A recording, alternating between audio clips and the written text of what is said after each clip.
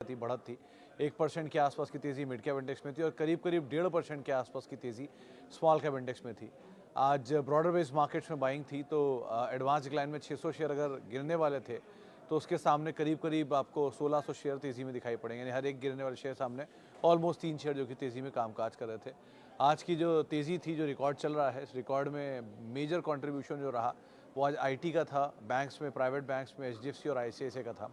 IT से आज सारे large cap, TCS, Infosys, HCL, Tech Mahindra, सब में खरीदारी थी। मिड कैप में Persistent, Coforge, Birlasoft, Oracle, इन सब में खरीदारी थी।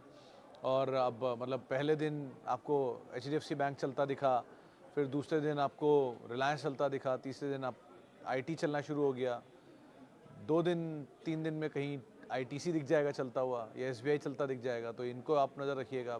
सो ड्राइवर्स चेंज हो रहे हैं बट गाड़ी की रफ्तार वही बरकरार है, अच्छी तेज़ी देखने को मिल रही है। मिड कैप आज 1% ऊपर बंद हुआ, स्मॉल कैप भी 1.5% ऊपर रहा। और कैश मार्केट के शेयरों में सर्किट लगेंगे, आपको दिखाई पड़े होंगे, बहुत सारे शेयरों में सर्किट लगे हुए थे कैश मार्केट के। सीमेंट में बाइंग थी आज, टेलीकॉम में मिक्स काम था, केमिकल में आज बढ़िया बाइंग देखने को मिल रही थी, रियल एस्टेट में थोड़ा बहुत पिकअप था, ऑटो सेल्स के नंबर्स का मिला जुला इम्पैक्ट था। सो ये आज पूरे दिन का हाईलाइट रहा है। क्या क्या होना बाकी है, अभी एचएसबीसी के मैन्युफैक्चरिंग पीएमआई के नंबर आ चुके हैं, ग्लोबल मैन्युफैक्चरिंग पीएमआई यूएस के आने वाले हैं, यूके के national wide housing price manufacturing PMI के नंबर आने, और चाइना के का 1000 शेयर है। Please view on your short term and long term. Bank के फंडामेंटल कैसे हैं? मेरे ख्याल से तो कुछ माल ही बेचा है प्रमोटर ने, अगर मैं गलत नहीं तो आप क्रॉस चेक कर लेना। शायद लास्ट के 1 आध महीने में प्रमोटर की तरफ सेलिंग भी आई है इसमें। एनीवेज, तो अभी के केस में तो आप यही बोलूँगा कि आप होल्ड ही करिए and just keep an I over it.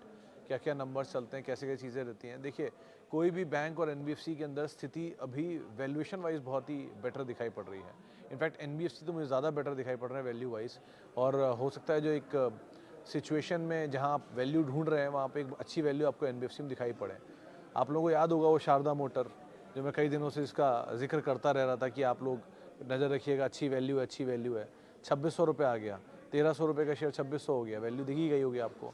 Like wise LKM भी चली गया। अब डालमिया भारत पे नज़र रखिएगा, यहाँ पर भी अच्छी वैल्यू दिख रही है मुझे, क्योंकि ऐसा ऐसा मोटा मोटा एवेल्यूएशन कहता है कि देश की सबसे बड़ी सीमेंट कंपनी अल्ट्राटेक है, जिसकी 150-152 मिलियन टन की कैपेसिटी है।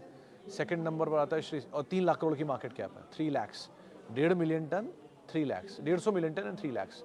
500 मिलियन टन कैपेसिटी है, 50 मिलियन टन सॉरी कैपेसिटी है श्री सीमेंट की, और उसको 1 लाख करोड़ की मार्केट कैप बाजार दे रहा है। थर्ड नंबर पे आता है डालमिया भारत, 48.9 मिलियन टन की कैपेसिटी है, यानी कि श्री से 1 मिलियन टन कम, और बाजार की मार्केट कैप है उसकी 33,000 करोड़। सो मार्केट कैप में इतनी डिस्क्रिपेंसी हो सकता है, क्वालिटी के लिए, डिस्ट्रीब्यूशन के लिए, बहुत सारी चीज़ों के लिए भी हो सकती हैं, लेकिन मोटा मोटा ये मिसमैच कहीं ना कहीं मैच होना चाहिए। So Dalmia Bharat might take some time but is a very good stock otherwise, आप नज़र रखिएगा उसके ऊपर। अब रही बात आपकी उज्जीवन की, तो उज्जीवन में आप बने रह सकते हो and keep an I over NBFCs. यहाँ पर खोने के लिए बहुत कुछ शायद है नहीं, सो एनबीएफसीज इनके पास है, होल्ड कर सकते हैं वो। ओके जी, आगे बढ़ते हैं। सुमित सर, जीआरएसई में क्या करूं? 690 प्राइस पे 19 शेयर हैं, होल्ड ही करो सर, बढ़िया ऑर्डर भी मिल रहे हैं, चल भी रहा है शेयर, कीप मूव ही कर रहा है अच्छे ऑर्डर इन्फ्लोज के दम पर। बट डिफेंस में ऑर्डर इन्फ्लो साथ एग्जीक्यूशन में भी नजर रखना, क्योंकि अभी क्वांटिटी छोटी है इसलिए कुछ बोल नहीं रहा हूँ। अदरवाइज आप अगर किसी पास बड़ी क्वांटिटी में तो थोड़ा कैपिटल निकालता चले, वो ज़्यादा बेटर है। Adani power current capacity 15,250 megawatt, expected capacity FY 29 30,500 megawatt, EBITDA इतना, पी 13, वो can buy and hold for 3 to 4 years. Anupam ji देखो, एक बहुत बड़ा केपेक्स ऑलरेडी करके आए हैं, जिसका इम्पैक्ट यहाँ देख रहे हो आप। ऐसे समझो कि आज से 6 साल पहले, 3 साल पहले इनकी कैपेसिटी क्या थी और आज कैपेसिटी क्या है। 15,000 मेगावाट 3 साल में अचीव हुआ होगा मोटा मोटा, या बहुत होगा 4 साल में। कोविड से पहले तो यहाँ पर कोई खास कैपेसिटी थी ही नहीं, ये लोग काम ही कर रहे थे। सो इतनी तेज़ केपेक्स हुआ और इतनी तेज़ इसका इम्प्लीमेंटेशन होने लग गया।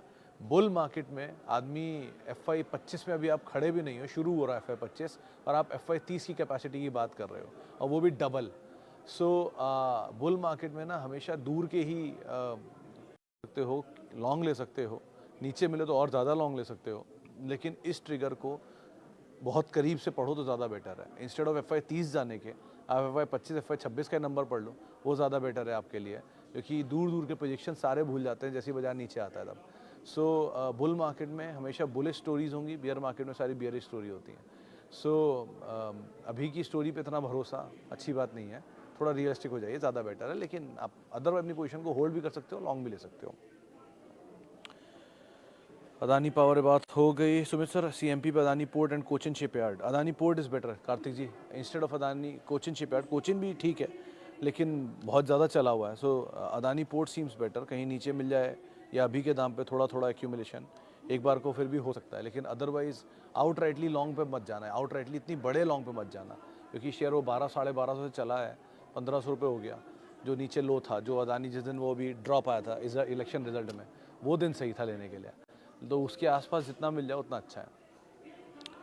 गुड इवनिंग सर, मैं मार्केट से हर शेयर पे 10 से 15% प्रॉफिट लेकर शॉर्ट टर्म में निकल जाता हूँ, क्या इससे अपना पोर्टफोलियो बढ़ेगा या ये स्ट्रेटजी सही है? डिपेंड करता है उनियाल साहब, सारे स्टॉक के साथ तो ये नहीं चल सकता। अब अगर मान लो मतलब कुछ तो लार्ज कैप आपके पास हमेशा के लिए रहेंगे ही, जिनको आप थ्रू आउट लाइफ के लिए रखो, इधर लार्ज या नॉन मिड कैप। अब जैसे पॉली कैब है या जैसे इंडिगो है, इन सब की तरह के शेयरों में अगर आपके पास पोजीशन है और आपने कुछ पैसा निकाल भी लिया है, तो इनकी फ्री के शेयरों को आपको थ्रू आउट लाइफ रखना ही पड़ेगा, बिकॉज इनमें बहुत जूस बाकी है। या अभी हाल की लिस्टिंग के बाद अगर कोई शेयर आपको इतने अच्छे वैल्यू दे रहा है, तो वहाँ पर भी आप बने रह सकते हो। सो इस तरह की कंपनियों में आप टाइम दे सकते हो। लार्ज कैप इसलिए बार बार बोलता हूँ लेने के लिए, क्योंकि लार्ज कैप एटलीस्ट आपको एक स्टेबिलिटी दे देंगे आपके पोर्टफोलियो में। अगर बहुत एग्रेशन अभी, क्योंकि बाजार तो भी नया नया हाई बनाया जा रहा है और वो अच्छा भी लग रहा है सबको, रोज़ सुबह उठो एक नया हाई देखो सो जाओ, इस तरह की सिचुएशन, और रोज़ अपने पोर्टफोलियो बढ़ता हुआ किसको भी बुरा लगता है देखना। लेकिन ऐसा हमेशा होता नहीं, इतना लीनियर। ये शिपिंग के केस में जो आपने देखा है, अगर ये नंबर देखना, क्योंकि ये एक बार या एक साल के नंबर की वजह से आपको इतना सस्ता पी दिख रहा है। पी हमेशा मतलब it is not always the right benchmark, though it is prima facie right benchmark, लेकिन ऑलवेज नहीं। कोई भी कंपनी का पी एक साल 2 साल की अर्निंग से डिराइव नहीं होता। और आप जो देख रहे हो उसमें पता नहीं मुझे टीटीएम देख रहे हो कि FY24 देख रहे हो, टीटीएम मतलब ट्रेलिंग 12 मंथ आगे के साल का, या FY24 का देख रहे हो। सो अगर दोनों में से कोई भी देख रहे हो, तो एक साल की अर्निंग या कुछ साल की अर्निंग से पी नहीं डिसाइड होता। और शिपिंग में तो वैसे भी शिपिंग IPO एलीड डिजिटल की, तो एलीड ब्लेंडर्स का IPO सब्सक्राइब तो ठीक हुआ, 25 गुना सब्सक्राइब हो गया, लिस्टिंग गेन भी शायद दे ही देगा। बट अगेन कोई भी नई कंपनी का IPO मतलब जिस वैल्यूएशन पे ये काम कर रहा है, अगर आप ये वैल्यूएशन देने को तैयार है, तो यूनाइटेड स्पिरिट्स में कोई बुराई नहीं है सर, बहुत साफ बोलता हूँ। क्योंकि यूनाइटेड स्पिरिट्स लार्जेस्ट प्लेयर होने के बावजूद इस तरह का वैल्यू नहीं कमांड करता, जो ये स्मॉलेस्ट प्लेयर होने के बावजूद कमांड करता है। ये सेकंड लार्जेस्ट IMFL प्लेयर या थर्ड लार्जेस्ट IMFL प्लेयर है, वो भी 3 लोगों की मार्केट में, रेडिको ये और IMIL के स्पेस में लार्जेस्ट प्लेयर है। सो अगेन इस तरह का जो बाजार वैल्यू दे रहा है, ये वैल्यू अगर आप यूनाइटेड या रेडिको को दोगे तो कहीं और दाम मिलेंगे उनके। सो लॉन्ग टर्म के लिए तो अभी तक वही दोनों ही दिख रहे हैं सही। ये नीचे आ जाए तो बात अलग है, क्योंकि लिस्टिंग के बाद तक ये चल भी जाए, क्योंकि नया नया सबको अच्छा लगता है, पुराना किसी को नहीं अच्छा लगता। सो ठीक है, अभी तो कुछ कह नहीं सकता, लेकिन कोई भी IPO की सिचुएशन तब तक मुझे क्लियर नहीं होती जब तक उसका 1 साल ना देख लूँ।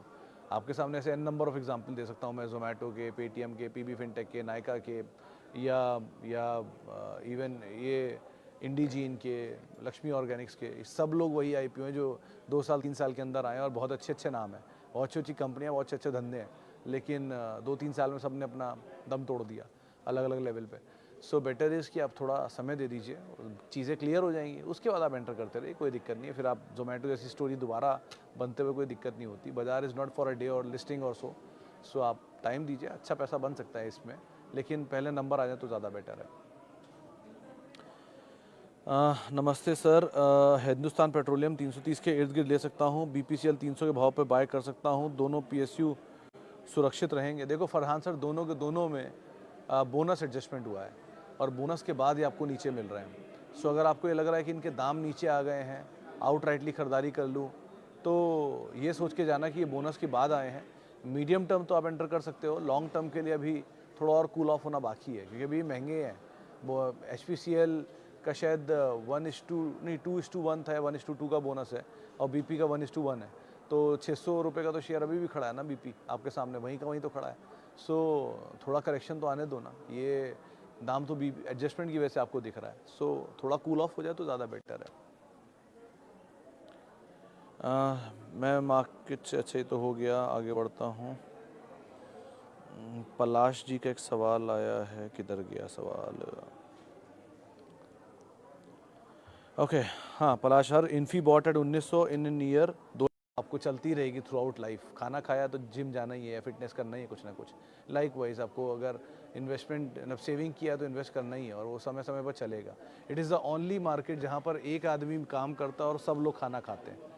आप क्योंकि एक प्रमोटर मेहनत कर रहा है और बाकी इन्वेस्टर उसके मज़े ले रहे हैं, प्रोपोर्शन में अपने अपने ले रहे हैं, लेकिन ले रहे हैं। सो आप लोग के केस में अब आपको भरोसा है या नहीं उस पर मुझे नहीं पता, टीसीएस इन्फोसिस पे, but they are one of the finest companies of IT sector. Bellwether आज भी बोले जाते हैं। बेल वेदर वो कंपनियाँ होती जो ये बताती हैं कि पूरे सेक्टर में क्या होगा। सो दे आज भी ये दोनों बेल वेदर ही हैं। अब आपके पास नीचे एपेटाइट थी लेने की तो आपको लेना चाहिए था, नहीं है तो आप होल्ड करिए, कुछ नहीं कर सकते तो पेशेंस रखिए। कंपनियाँ अच्छी हैं और सेक्टर का ऐसा कोई फ्लॉ नहीं है, कोई ख़त्म नहीं हो गई दोनों कंपनियाँ। आपके पास शेयर हैं and you still own the largest and the second largest of IT company of India. So why are you worried about? Simple.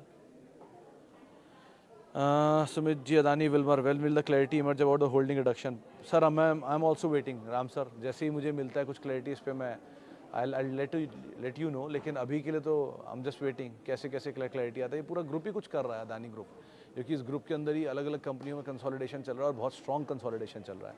सो यहाँ हो तो रहा है कुछ, अब पता नहीं क्या किस तरफ, तेज़ी में या मंदी में, लेकिन देयर आर फ्यू थिंग्स जो हो रही हैं अलग अलग ग्रुप की कंपनियों में। जहाँ पे कैश फ्लो है वहाँ तो ठीक है सब, लेकिन जहाँ केपेक्स है वहाँ सब कुछ कंसोलिडेशन में है। So I am just reading few things, let's see कहाँ क्या होता है, देखते हैं। Okay, I have lost more than a lakh in Orient carbon.